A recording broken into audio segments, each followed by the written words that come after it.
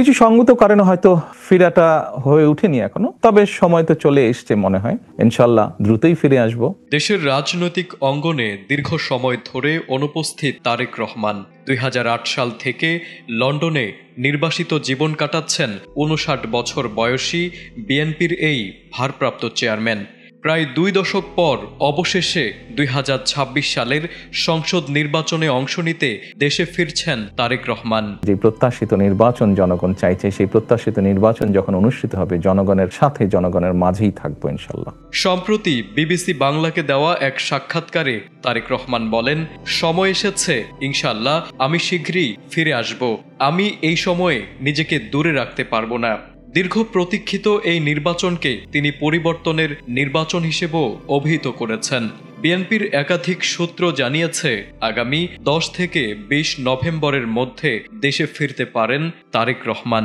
তবে সময় তো চলে এসছে মনে হয়, ইনশাল্লাহ দ্রুতই ফিরে আসব।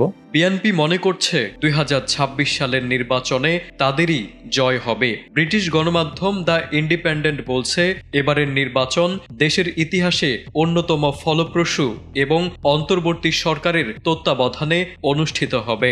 সক্ষমতা যদি অ্যালাউ করে ওনাকে, নিশ্চয়ই উনি কিছু না কিছু ভূমিকা রাখবেন। এদিকে বিএনপির চেয়ারপারসন খালেদা জিয়ার নির্বাচনে অংশগ্রহণ এখনও অনিশ্চিত।